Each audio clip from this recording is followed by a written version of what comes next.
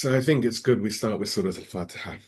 Bismillah ar-Rahman ar-Rahim. Alhamdulillah Rabbil Alameen. Ar-Rahman ar-Rahim. Maliki yawmiddin. Iyyaka na'budu wa iyyaka nasta'in. Ihdina as-sirata al-mustaqim.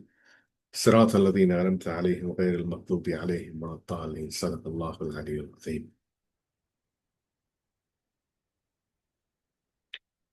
أعوذ بالله السميع العليم من الشيطان اللعين الرجيم. بسم الله الرحمن الرحيم. الحمد لله رب العالمين وصلى الله على سيدنا محمد وعلى آل بيته الطيبين الطاهرين ولعن الله ولا أعدائهم أجمعين من الأولين والآخرين آمين يا رب العالمين. أما بعد. السلام عليكم ورحمة الله. So this is part 32 of our ongoing series of discussions on the book attributed to Imam al-Sadiq titled Misbah al-Sharia, or the Lantern of the Path. As is the case for each of these sessions and for all of the other series that we have, there is a requirement for someone consuming this session to, at the very least, take a cursory look at the sessions prior to it. Though I would say studying the previous sessions properly is far more beneficial. This is because of the nature of the subject matter, which truly requires a building up of understanding in a step-by-step manner. Each session builds upon the one that came before. Therefore, it really is crucial that each of the previous sessions are actually studied, even if it's in a cursory manner, so that we can try to ensure that misunderstandings and confusion do not ensue, as well as ensure that we can garner more understanding from each of the sessions. We do, however, have a quick recap, so if I can get a salawat, we can have the recap. اللهم صل على محمد وآل محمد. So, in our previous session, we turned a significant page on our journey through Imamah, or leadership, moving from the era of Imam Muhammad al-Baqir, the splitter of knowledge, to that of his son and successor, the sixth Imam, Imam Ja'far al-Sadiq. We saw how the father had meticulously prepared the ground, splitting open the earth of a dormant ummah to reveal the pure springs of prophetic wisdom. It was his son who would turn those springs into a vast and flowing ocean. We explored the volatile world Imam al-Sadiq inherited, a moment of transition with the Umayyad dynasty rotting from within and the treacherous Abbasids rising under the false banner of Ahlulbayt. This was the moment for which the Imams had been planning, the whispered revolution of Imam Sajjad, the foundational work of Imam al-Baqir were all meant to culminate in an open uprising to establish a just government, with Imam Sadiq as the Qa'im, the one who will rise, of his time. To understand his sacred mission, we examined three interwoven dimensions of his struggle. The first one being the open proclamation, al-Jihad.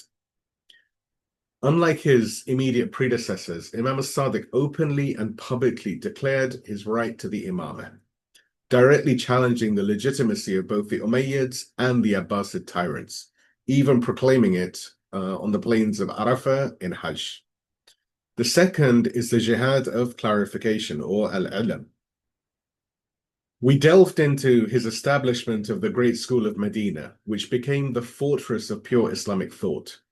By teaching authentic jurisprudence, he waged a calm but relentless jihad against the governmental fiqh of court scholars, who bent religion through qiyas or analogy and istihsan, which is subjective preference, to sanctify corruption.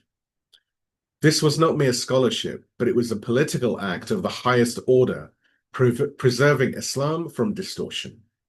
And the third point being the hidden organization, or al-Tanzim.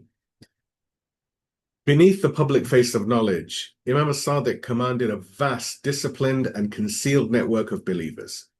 This was the true Hizbullah, the party of God, stretching across the Muslim world, sustained by the shield of Taqiyyah, or strategic prudence.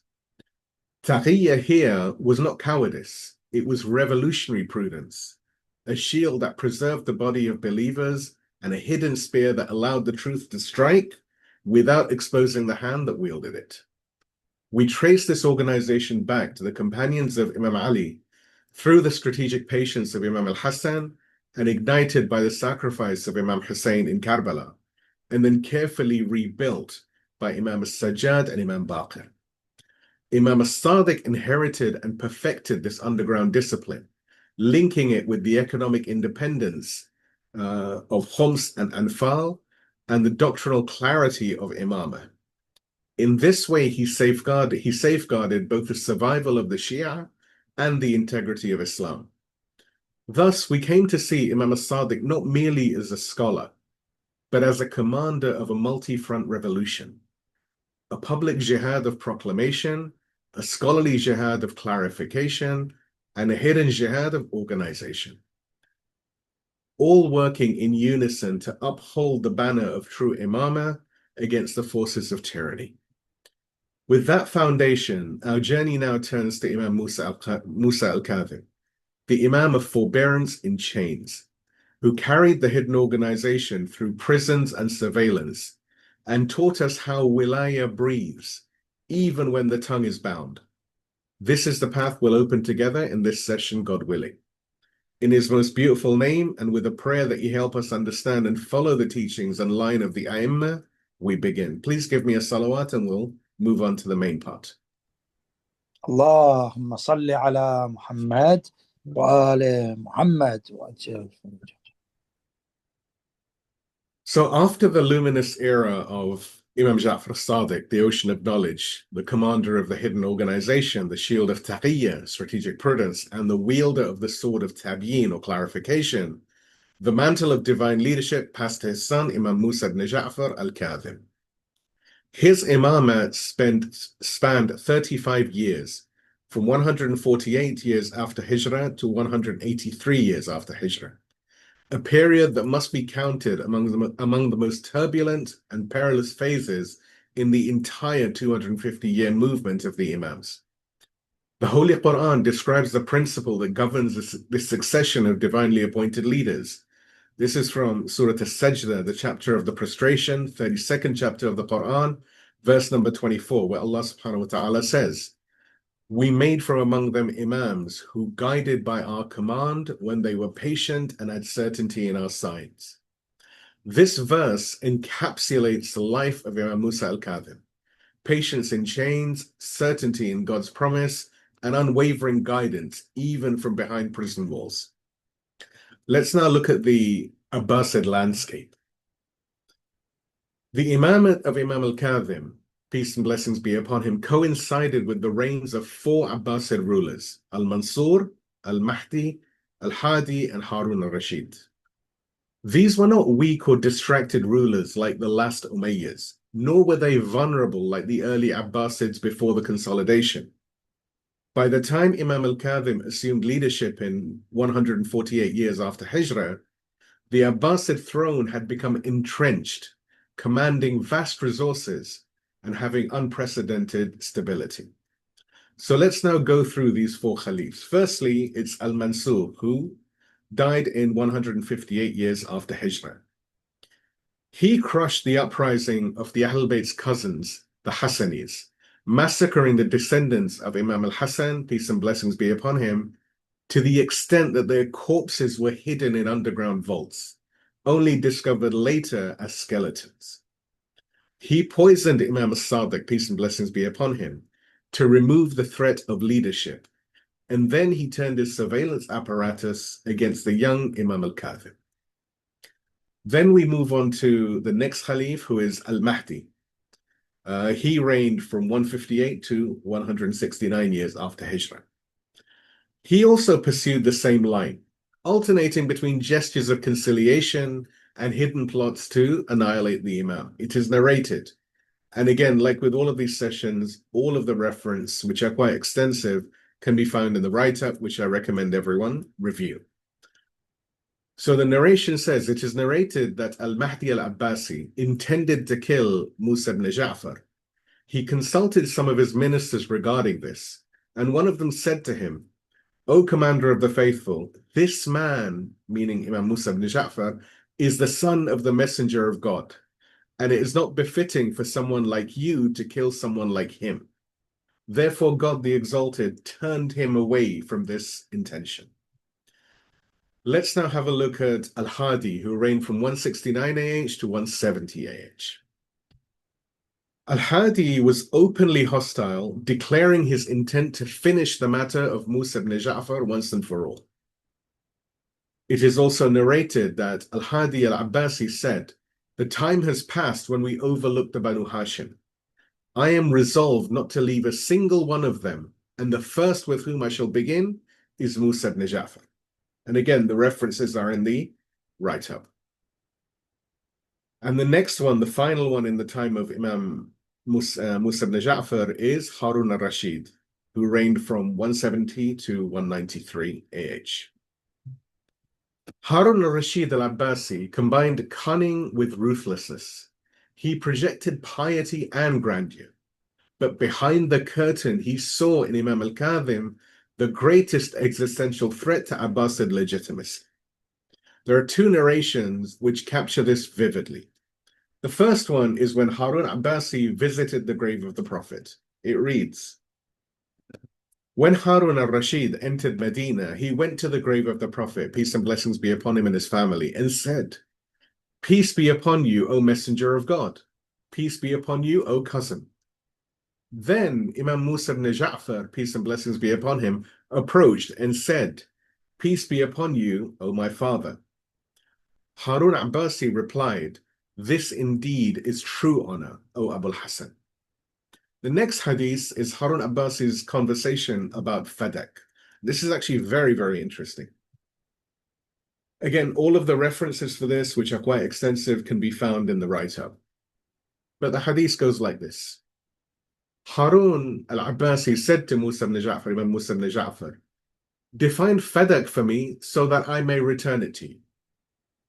The Imam at first refused and said, "I will not take it except with its true boundaries." Harun Abbasi asked, "And what are its boundaries?" The Imam replied, "The first is Aden, the second is Samarkand, the third is Africa, and the fourth is the coastline up to the islands and Armenia." Harun's face darkened, and he said, "Nothing remains for us then." The Imam said, "I already told you, if I defined it, you would not return it." During this period, rebellions flared across the Islamic world in Khorasan, Africa, Mosul, Daylam, Jurjan, Syria, Egypt, Azerbaijan, and Armenia, and so on. But each one was suppressed. The Abbasids not only secured their throne, but also filled their treasuries with the spoils of conquest and the wealth of the East and the West. The cultural sphere was likewise distorted. Poetry, art, jurisprudence, and even asceticism were increasingly co-opted as instruments of court propaganda. Scholars in the pay of the Caliphate produced fatawi, or edicts, religious rulings that sanctified tyranny. Poets composed verses glorifying the Caliph. Even zuhud, or asceticism, was marketed as withdrawal from politics rather than resistance to injustice. Imam Khomeini, may God rest his pure soul, warned of precisely this danger centuries later when he said, "When piety is separated from politics, that very piety which should be for God becomes a tool in the hands of the oppressors."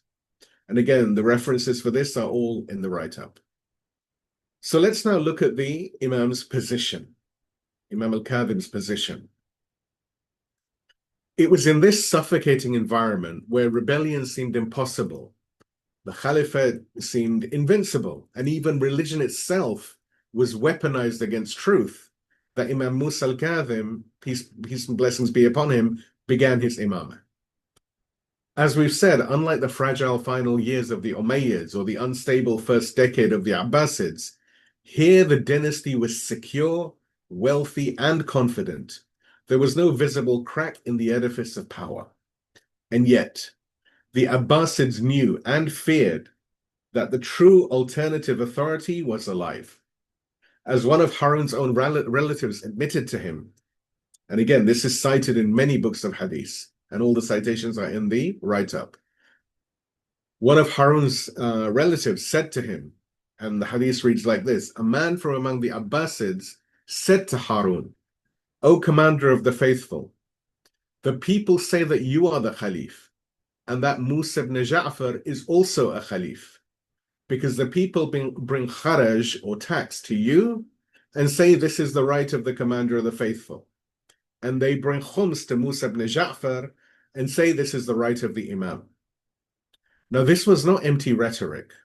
It reflected the reality that beneath the surface of Abbasid control lay a concealed, disciplined, and transnational network of loyalty to the Imam, a continuation of the hidden organization built by his father that we spoke about in the previous session. Please give me a salawat and we will look at the Imam's mission and symbolism. اللهم صل على محمد محمد وآل محمد محمد عجل فرجه. So, in the private quarters of Imam Musa ibn Ja'far al-Kadhim, peace and blessings be upon him, his companions noticed a striking and symbolic sight.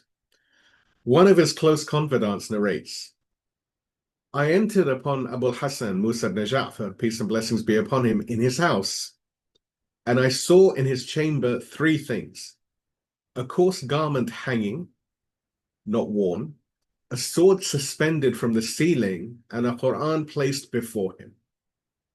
Each of these objects was a declaration of his mission. The coarse garment represented the ascetic, revolutionary life of hardship and struggle that he had embraced. The sword symbolized jihad, not reckless violence, but the readiness to resist tyranny when God's command permitted. And the Quran was the goal itself, to establish a society guided by revelation, with justice and divine order at its heart. And the Quran itself testifies that these three are inseparable: revelation, balance, and force. In Quran, in Surah al-Hadid, the chapter of the Ayan, 57th chapter of the Quran, verse number 25, Allah subhanahu wa ta'ala, He says, certainly we sent our apostles with manifest proofs, and we sent down with them the book and the balance, so that mankind may maintain justice.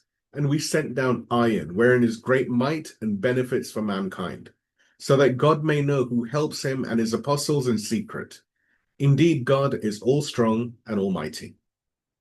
Therefore, from the very beginning of his Imamah, Imam al-Kadhim expressed through symbols that his mission was one of struggle, sacrifice, and the Quran. So now we look at the most difficult beginning.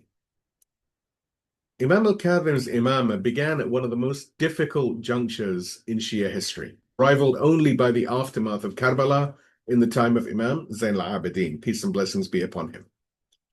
In the year 148, the situation was dire. Imam Ja'far as-Sadiq, peace and blessings be upon him, had been martyred by poisoning at the order of the Abbasid Khalif al-Mansur.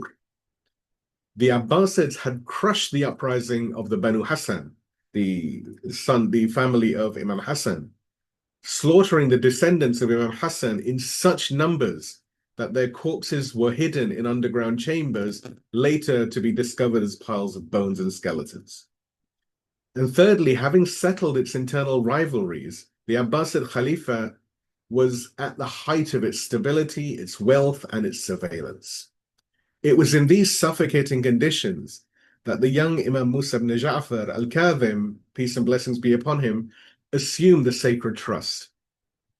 The danger was so acute that even identifying him as a successor could lead to death. For this reason, Imam as-Sadiq, peace and blessings be upon him, concealed the matter through hints and strategic misdirection.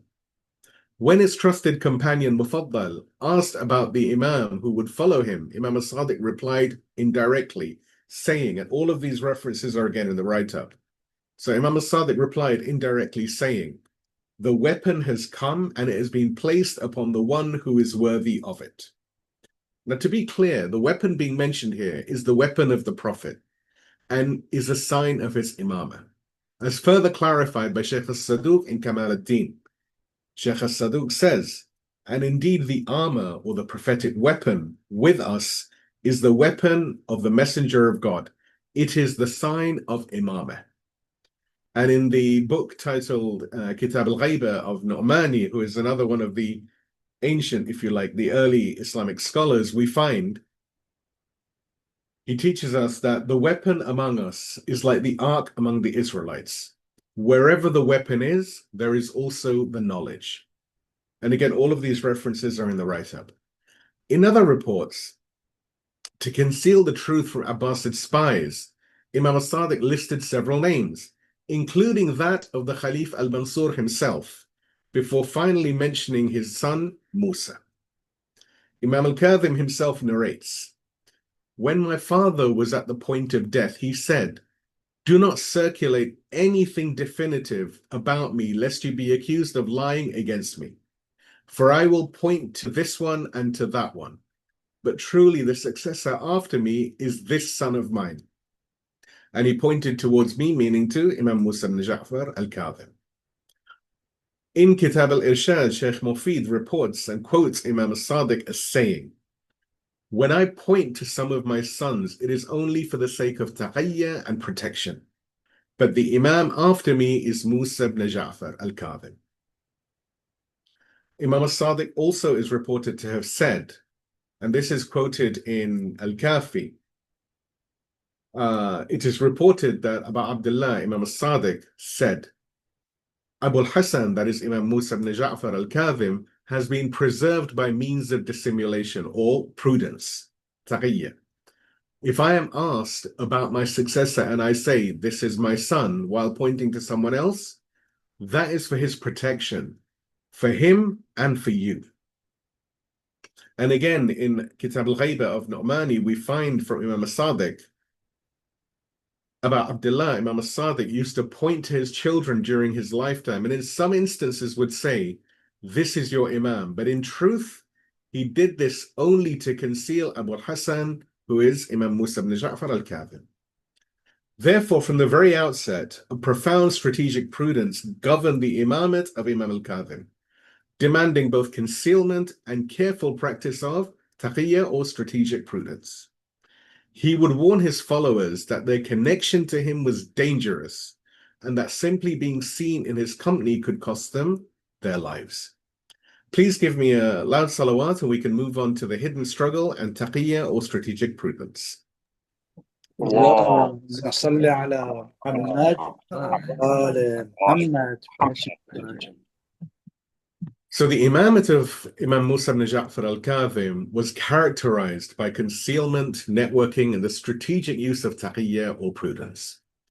In a time when the Abbasids seemed to be unshakable, the Imams preserved the underground movement of the Shia by guiding each supporter according to his position. And there are two examples I want to talk about over here. There are many examples, but I've isolated two because these are interesting. The first one is Ali ibn Yaqtin and the idea of loyalty undercover. Among the Imam's most famous companions was Ali ibn Yaqtin, and he held a high ministerial position in the Abbasid government under Harun al-Rashid.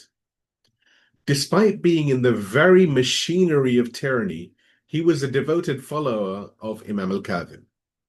The Imam commanded him to remain at his post, for his presence there was a shield for the Shia. The hadith that we find on this is as follows. Imam al-Kadhim said to Ali ibn Yaqtin, "The expiation for your service among those people," meaning the Abbasids, "is that you show kindness to your brothers."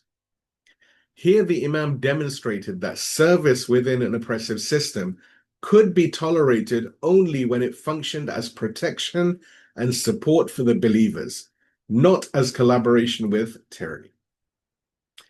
The second example is Safwan al-Jamal, breaking ties with oppressors.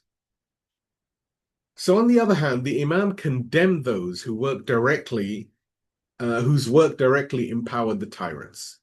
Safwan al-Jamal, a Shia who rented his camels out for Harun's official journeys, once came to the Imam. The Imam rebuked him, saying, "O Safwan, everything from you is good and beautiful except one thing." Safwan says, "May I be your ransom? What is that?" The Imam says, "Your renting of your camels to this man," meaning to Harun. Safwan then says, "By God, I do not rent them for pride or vanity or for hunting or amusement, but only for this road." So the Imam asks him, "Does your payment fall upon them?" Meaning, do they pay you? Safwan says, "Yes, may I be your ransom." The Imam then says, Do you then wish for their survival until your fee is paid? Safwan said, yes. The Imam then said, whoever wishes for their survival, meaning the survival of the tyrants, is of them, and whoever is of them shall enter the fire. In this sharp admonition, the Imam made clear that even indirect support for tyranny is forbidden when it sustains their power. So let's now have a look at the Quranic basis of Taqiyyah. This strategy of concealment and prudence is and was firmly rooted in the Quran. In Surah An-Nahl, the chapter of the bee, 16th chapter of the Quran, verse 106, Allah subhanahu wa ta'ala says, whoever disbelieves in God after having believed, except for one who is compelled while his heart is at rest in faith. The Prophet, at this point, the Prophet, peace and blessings be upon him, explained this verse in the case of Ammar ibn Yasir, as we discussed in the previous session, who was tortured until he uttered words of disbelief while his heart remained firm in faith. At-Tabrisi comments that this verse absolves the one who spoke with his tongue against his will while his heart did not consent. And Fakhruddin al-Razi, who is a Sunni Mufassir exegete, likewise wrote, this is what is called Taqiyyah, when the compelled one outwardly displays disbelief by his tongue while inwardly holding on to faith.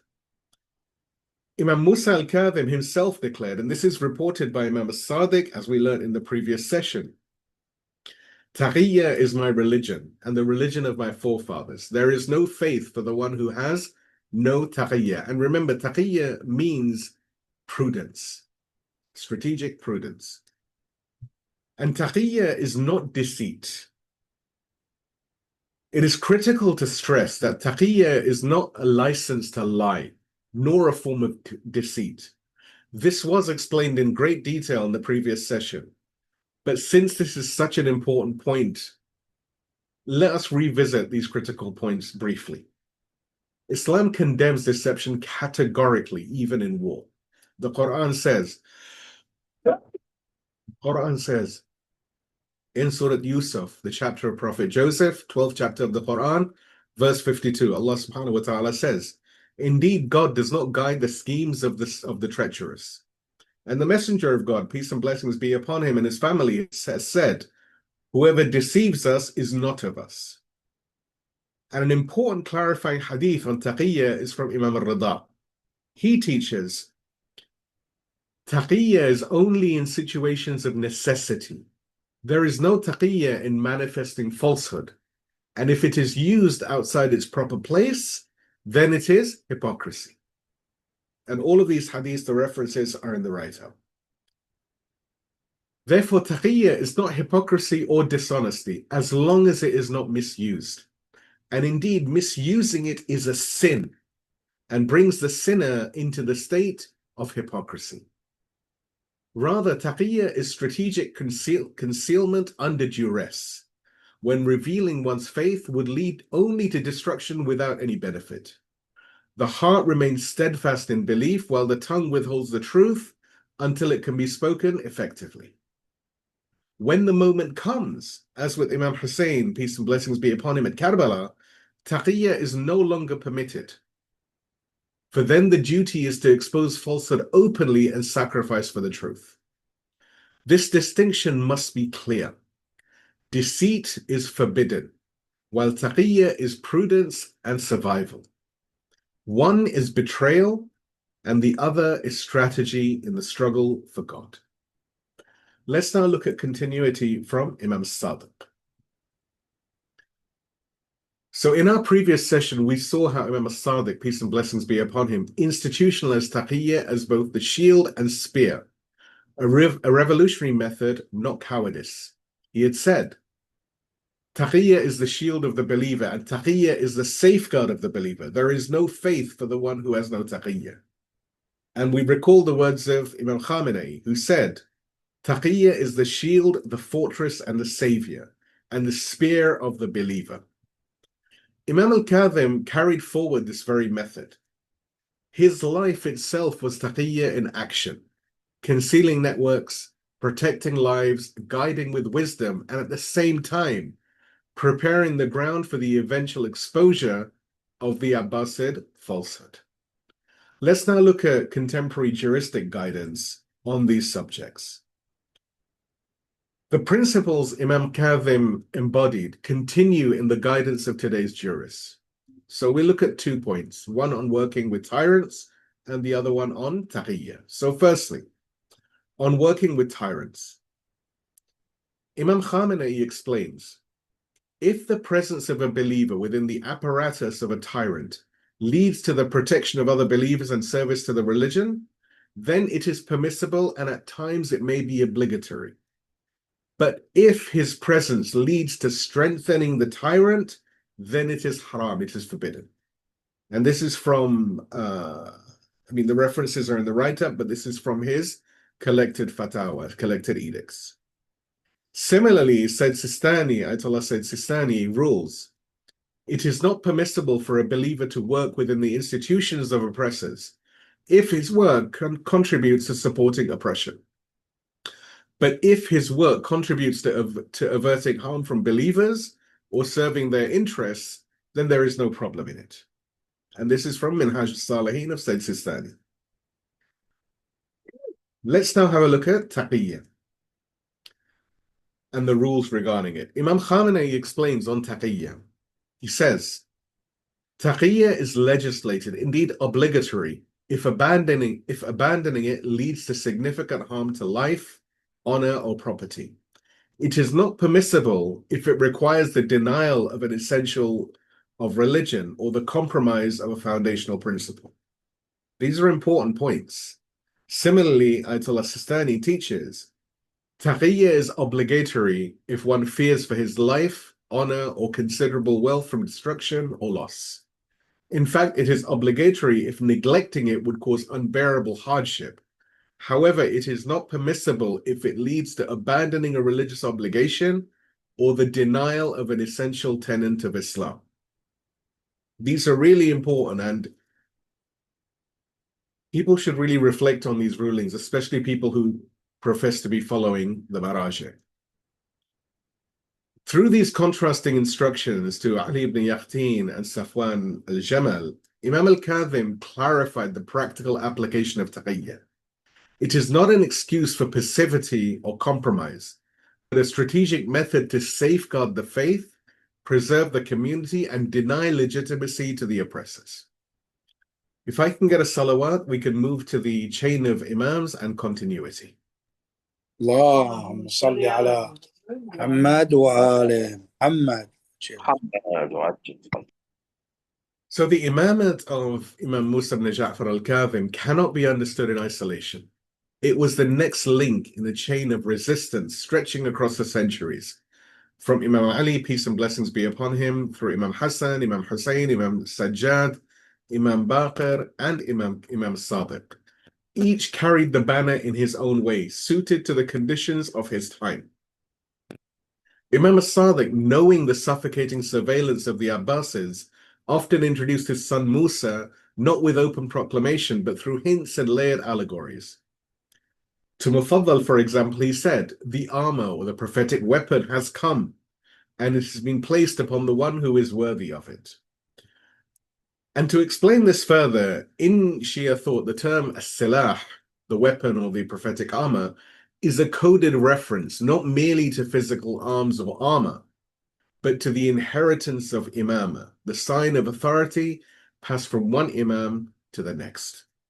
To Abd al-Rahman, he spoke similarly in metaphor, while to others he would list several names, including Mansur al-Abbasi and 2 women, before finally naming Musa ibn Ja'far. In this way, the identity of the Imam was protected from Abbasid spies who sought to extinguish the line of succession at its root. Imam al-Kadhim would live much of his life in concealment. At times, he was forced to go into hiding in distant villages of Syria or Tabaristan, even disguising himself so that his whereabouts were unknown. One narration records, Musa ibn Ja'far, peace and blessings be upon him, was in some villages of Syria, fleeing in disguise when he entered a cave, In it, there was a Christian monk, and the Imam spoke with him until he embraced Islam. Such accounts reveal the lived reality of his Imamah: concealment, prudence, and struggle in every moment. And in this, there is a foreshadowing of the great tribulation of the Shia during the occultation of the awaited Imam, Imam al-Mahdi, may our souls be his ransom, and may God hasten his return.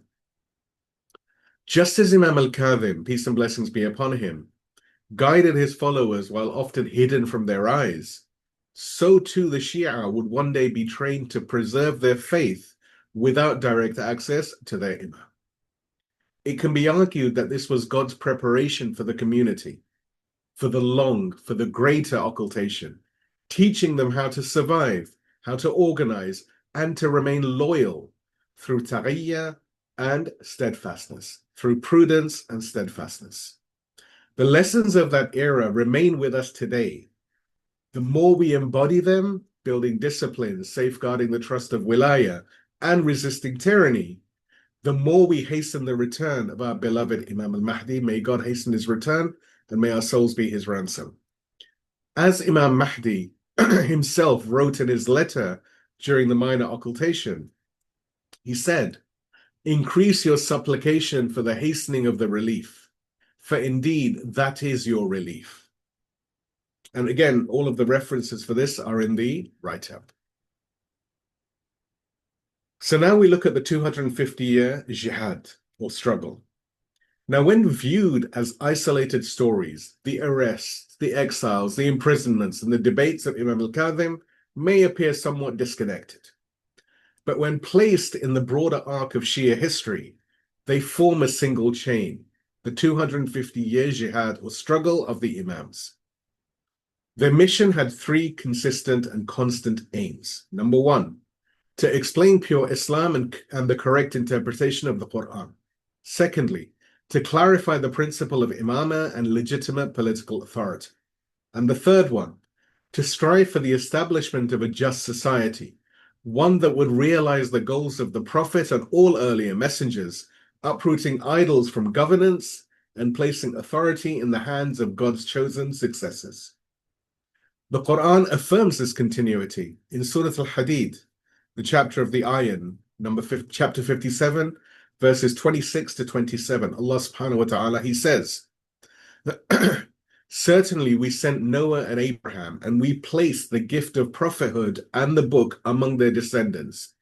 Among them are those who are guided, though many of them are transgressors. Then we sent our apostles in their footsteps, and we sent Jesus, the son of Mary, and we gave him the gospel, and we put compassion and mercy into the hearts of those who followed him." So just as prophethood was preserved through successive messengers, so too the imamah was preserved through successive imams, each carrying the same struggle in different forms. Imam Musa al-Kadhim devoted his life to this jihad. His teaching, his jurisprudence, his debates, his concealment, even his imprisonment were all parts of the same mission, to guard the flame of divine authority until the appointed time.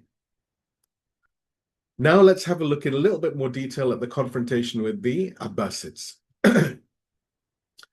Now we've already seen how the reigns of al-Mansur, al-Mahdi, al-Hadi, and Harun al-Rashid each brought Imam Musa ibn Ja'far al-Kadhim into the crosshairs of Abbasid suspicion. Those accounts that we spoke about earlier gave us the historical stage.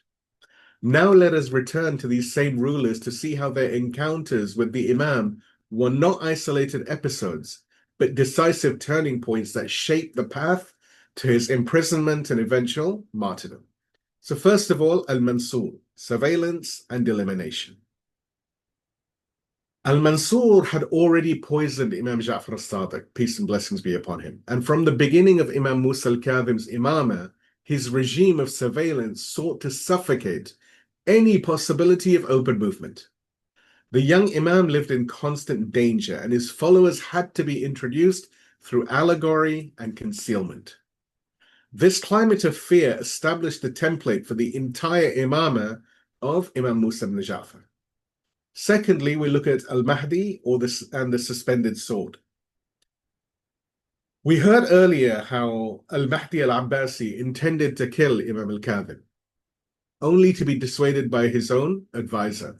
We quoted a hadith. It is narrated that Mahdi al-Abbasi intended to kill Musa ibn Ja'far.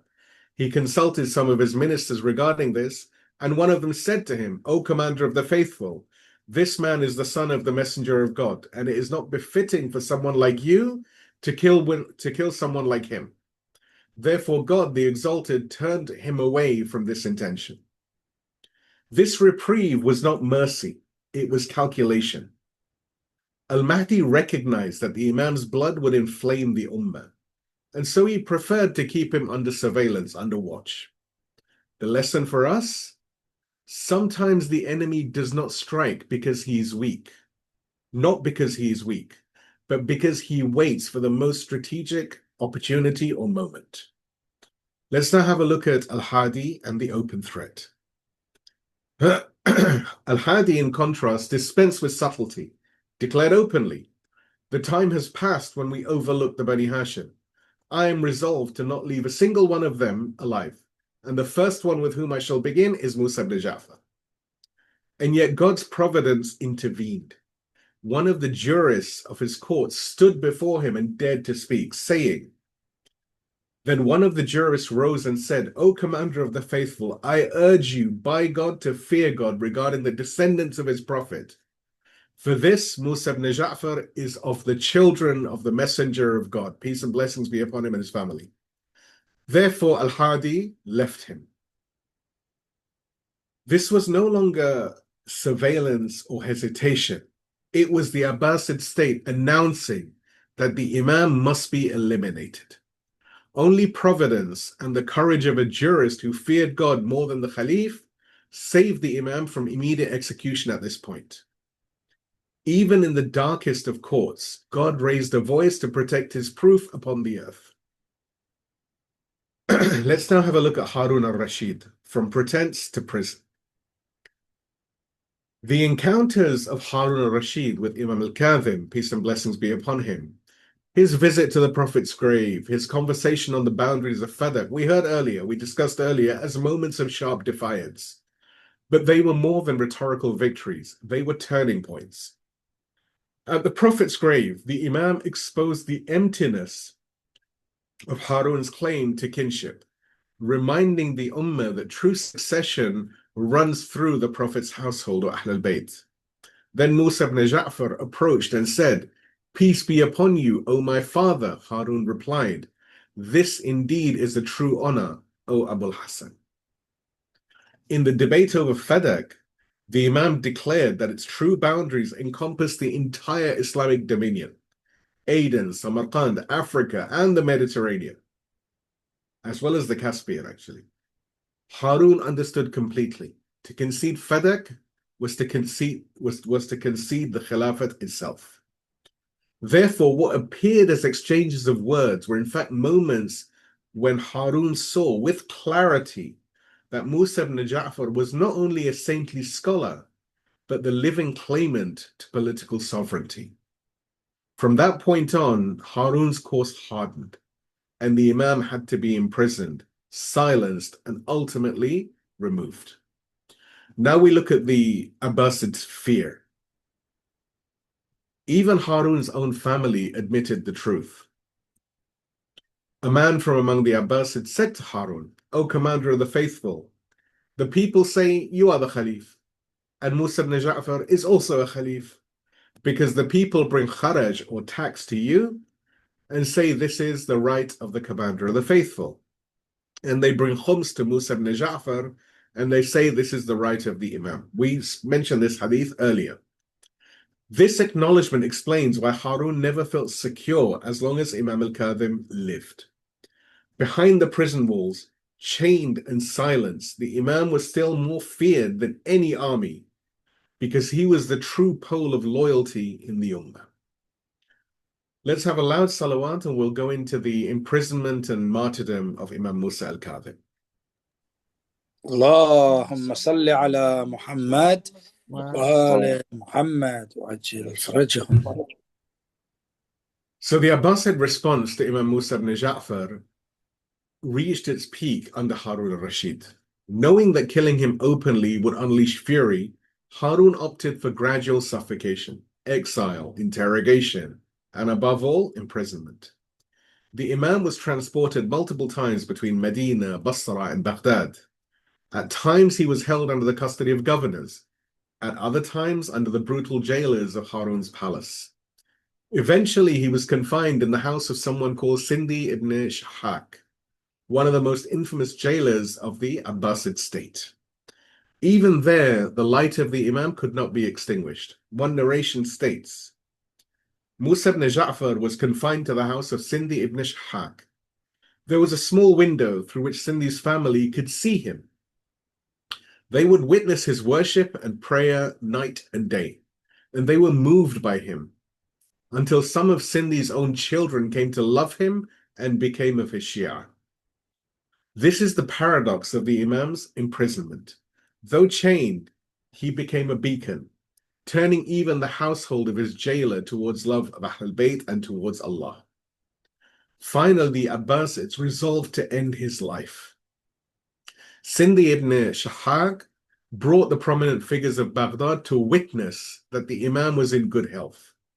The Imam, however, declared to them plainly, "They have poisoned me with 7 dates, and tomorrow I shall depart as a martyr." So now we look at the Imam's martyrdom and the proclamation of Rafid. So shortly thereafter, Imam Musa al-Kadhim was martyred in chains. And to erase suspicion of foul play and to humiliate the Shia, Harun al-Rashid ordered the body to be exposed publicly. Harun al-Rashid, this is a hadith, Harun al-Rashid ordered that the body of Musa ibn Ja'far be placed on the bridge of Baghdad, and it was proclaimed, "This is the Imam of the Rafidah, so let the people bear witness that he has died." The proclamation was meant to declare the Abbasids' triumph over the Shia, branding them with the word Rafidah. So now let us look at the meaning of this word Rafidah, and that it's actually a badge of honor and a call to unity. The term Rafidah literally means those who refuse. It carries a deep and often contested history. Historically, it was hurled at the Shia because they refused to give allegiance to rulers that they considered illegitimate after the Prophet Muhammad, peace and blessings be upon him and his family. Instead, they insisted upon the rightful leadership of the Ahlulbayt, the Prophet's household. During the Abbasid period, this term was weaponized as an official slur, a political tool to delegitimize the Shia and cast them as outcasts, the rejectors of the Ummah. By labeling a revered figure like Imam Musa ibn Ja'far al-Kadhim as Imam of the Rafidah, the Khalif Harun al-Rashid sought to isolate him and portray his followers as disloyal rebels. However, the Imams of the Ahlulbayt masterfully reclaimed this pejorative term, transforming it into a symbol of pride. Imam Ja'far as-Sadiq reframed its meaning, saying, "By God, it was not they who named us, but Allah, but God who named us. They called us Rafidah because we rejected falsehood or al-Batil and upheld the truth or al-Haq. Thus, what began as an insult became a badge of honor. To be a Rafidi in this true sense is to refuse oppression, to reject tyranny, and to stand firm with truth." Now let's look at this term in modern times as a weapon of division. From Abbasid Baghdad to the modern era, the enemies of the Ahlulbayt have continued to wield this term as a weapon. Wahhabi polemicists and Takfiri groups such as al-Qaeda and Daesh or ISIS have revived it in their violent rhetoric, using it to dehumanize the Shia and to justify bloodshed. And yet, the meaning taught by the Imams remains true. Every time the enemies of the justice call us Rafidah, they unwittingly affirm that the true followers of the Ahlulbayt are those who reject falsehood and stand for divine truth no matter the cost. But now we must make a very critical clarification, and we must reject sectarianism. It must also be said that regrettably, some extremist individuals and sectarian groups who identify as Shia have misused terms like Rafidi in a way that fuels hostility towards other Muslims. This is a betrayal of the teachings of the Ahlulbayt. The Imams rejected falsehood and injustice, not their fellow Muslims. Our contemporary scholars have spoken very clearly on this matter. Imam Khamenei in 2010 issued a historic fatwa saying, insulting the symbols of our Sunni brothers, including the wife of the greatest prophet, peace and blessings be upon him and his family, is forbidden, is haram. And Ayatollah Sistani has likewise emphasized, the Sunnis are part of us and we are part of them. Their lives, their wealth, and their honor are inviolable, just as our lives, wealth, and honor are inviolable. Both insist that Islamic unity is a divine obligation. However, unity does not mean uniformity. This call for unity should not be seen as a call for uniformity. It doesn't mean abandoning theological principles or dissolving the diversity of Islamic thought. Rather, it means to recognize our shared faith, to respect differences, and to unite against the true enemies of Islam, being ignorance, oppression, injustice, colonial or imperialist powers, and others that exploit sectarian strife and division within the population. As Imam Khamenei has said very clearly, unity does not mean that Muslims must abandon their beliefs, but that they must stand together against the common enemy and preserve respect for one another. And the references to all of these citations, as I've said before, are in the write-up. So let's now try and understand the true meaning of this term today. Ultimately, the true spirit of Rafidi is not found in sectarian slurs or divisive rhetoric. It is embodied in the principled rejection of falsehood, whether political tyranny, social injustice, or religious extremism that seeks to divide the Ummah and humanity at large. It is a commitment to uphold the truth with wisdom, with courage, and a profound sense of unity. Let's now go beyond ritual and look at the deeper meaning of loyalty. But before that, please give me a loud salawat. اللهم صل على محمد وآل محمد وعجل فرجه. So the story of Imam Kadhim's imprisonment is not just a tragedy inflicted by an oppressor. The school of Ahlulbayt teaches us that every historical event is a mirror for our own souls. It forces us to ask not only what did the tyrant do, but also what did the believers do? When we look at our communities today, we see a sea of love for the Ahlulbayt. We see it in the tears we shed for Imam Hussein. We see it in the millions who walk to Karbala for Arba'in, with aching feet but hearts full of devotion. This is love. This is pure love. It is beautiful, and it is a great treasure. But the Imams always call us to elevate that love. They want us to transform that profound emotion into profound awareness and principled action. The remembrance of the past must illuminate our duty in the present. It is from this exact place of concern, wanting our community's pure love to reach its fullest potential, that a scholar of our time, Sayyed Hashem al-Haidari, holds up the mirror of Imam al-Kadhim's history. He asks a difficult, even painful, but absolutely essential question. He looks back at that time and challenges us with these words. He says, for 7 years, Imam Kadhim was in prison. Where were his Shia? They would go on foot to Karbala while their real Hussein was in prison. Is this not our history? Where were the Shia? There were only 2 guards at his cell, yet none came to free him except a handful. And the Imam told them, you are overpowered in your affairs, so remain silent.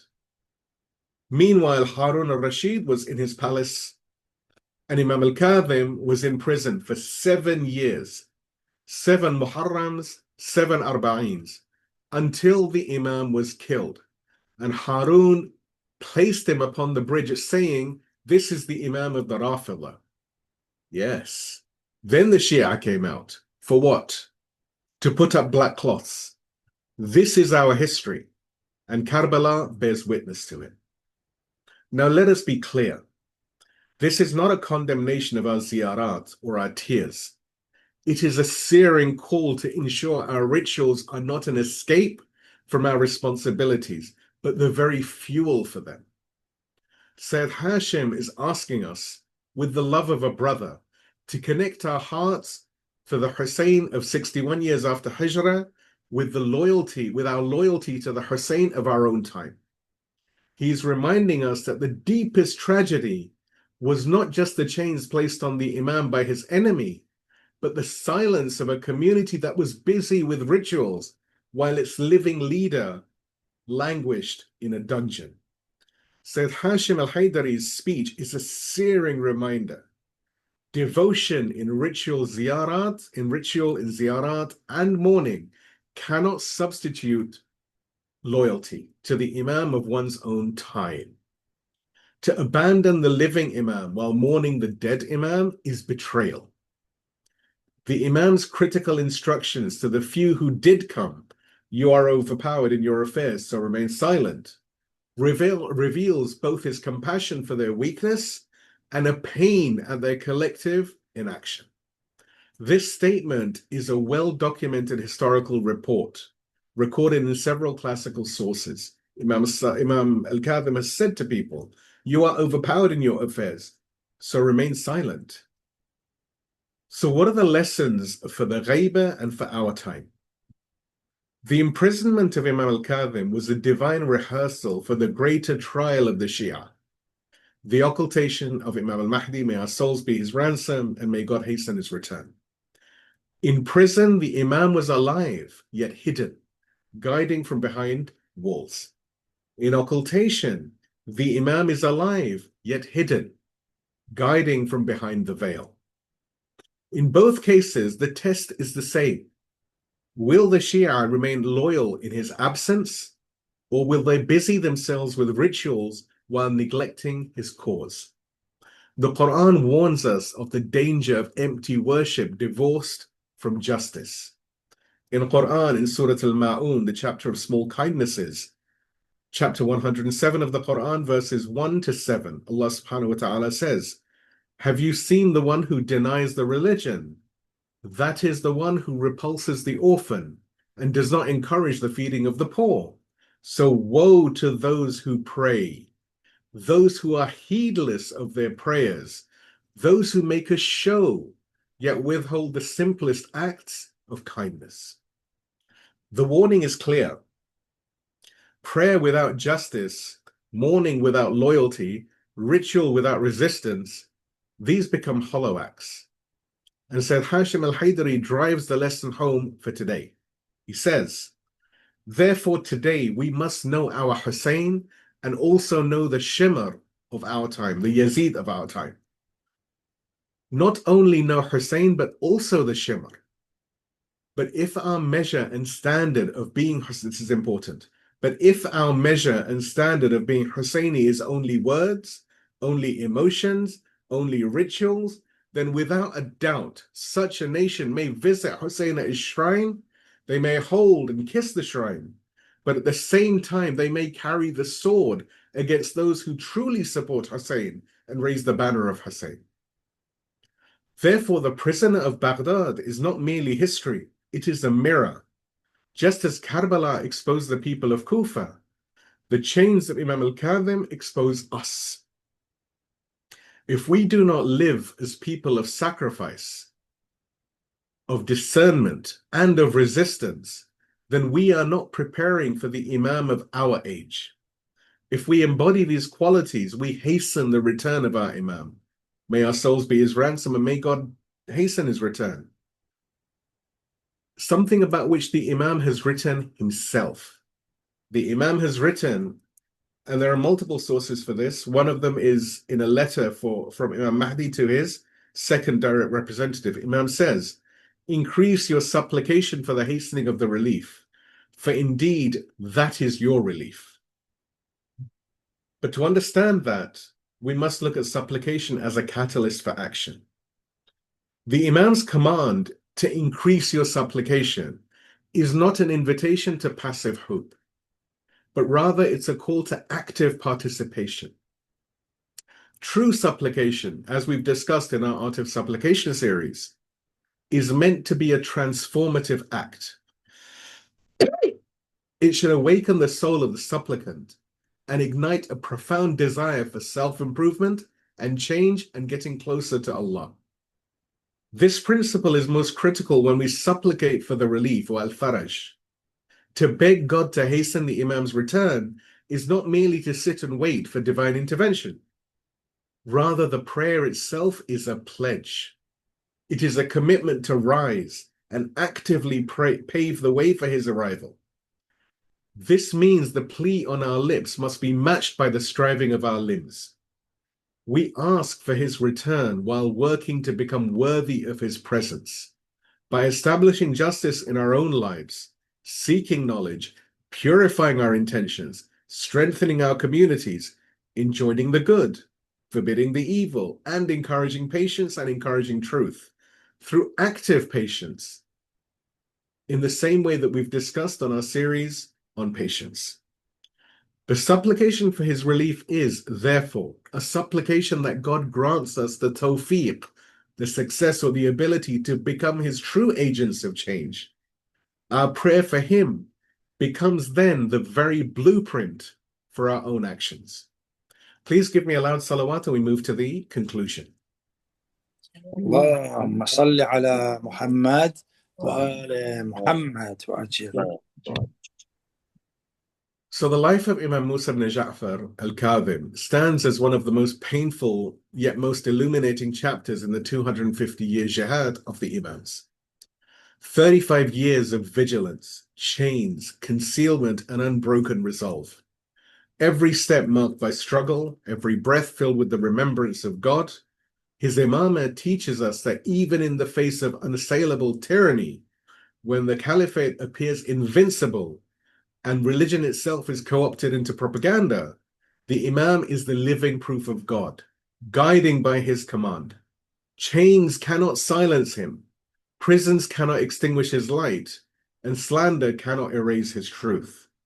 Yet his imprisonment also reveals a tragedy, that many of his followers were content to mourn Hussein while abandoning the Hussein of their own time. Sayyed Hashem al-Haidari's cry echoes across the centuries. Ritual without loyalty is betrayal. Prayer without justice is hypocrisy. And mourning without sacrifice is emptiness. This is the mirror held up to us in the age of occultation. Just as the Shia were tested in the absence of their Imam behind prison walls, so we are tested in the absence of our Imam behind the veil of Ghaybah, of occultation. The same lessons apply to reject falsehood, to safeguard the trust of Wilayah, to be people of sacrifice and insight, and to prepare the ground for the Imam's return.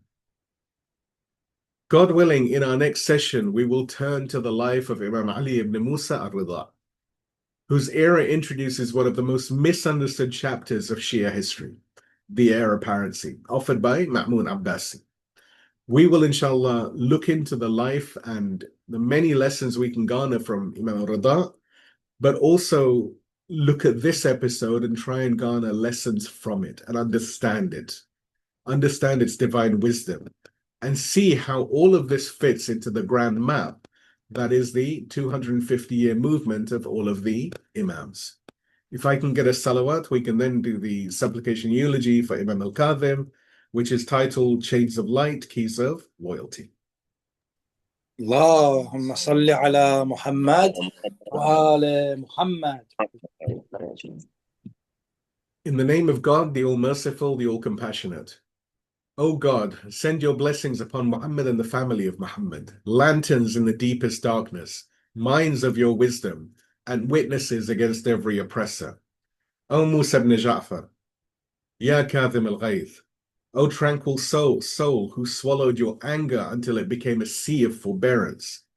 Peace be upon you, O noble Imam in chains. Peace be upon you, O solitary prisoner in Baghdad. Peace be upon you, O true inheritor of Hussein's sublime patience. Peace be upon you, O patient forerunner of the awaited occultation. They sought to extinguish your light with the poison of shadows and the darkness of dungeons. They placed your earthly form upon the bridge, a spectacle for the cruel, a lesson in humiliation. Yet your divine light could not be contained, piercing the hearts of your very jailers. Though abandoned by the many who feared, the few who clung to your guidance were guided to an immortal truth. O our Master, we come to you with our heads bowed, confessing, how often have we mourned for Karbala, yet neglected the Hussein of our own time? How often have we perfected our rituals, yet remained deaf to the cries of the oppressed? Forgive our distracted hearts, O Imam. Teach us the meaning of true loyalty, a loyalty that sees, that acts, that endures. O God, by the sanctity of your imprisoned friend, do not let us be among those who abandon the living Imam. Instead, make us active preparers for the Imam of our age, the awaited hope, the son of Fatima, al-Mahdi. May our souls be his ransom, and may you hasten his return. O God, hasten his return, and make us worthy of his presence. Raise us amongst his helpers, his martyrs, and his steadfast companions. O God, by his truth, make us true Rafidah, firm rejectors of every falsehood and every tyrant, yet never rejectors of our fellow Muslims. Keep us as builders of unity without uniformity, defenders of dignity without sectarianism. O God, make us upholders of justice, even if it is against ourselves. Keep us steadfast until that promised dawn, when we pray in the rows behind al-Mahdi and al-Masih, in Bayt al-Muqaddas, in Mecca and in Medina, and the earth is filled with equity and justice, as it is now filled with tyranny and oppression. Amen, O Lord, sustainer of the universes. Amen, O most merciful of the merciful. وآخر دعوانا الحمد لله رب العالمين والسلام عليكم ورحمة الله وبركاته.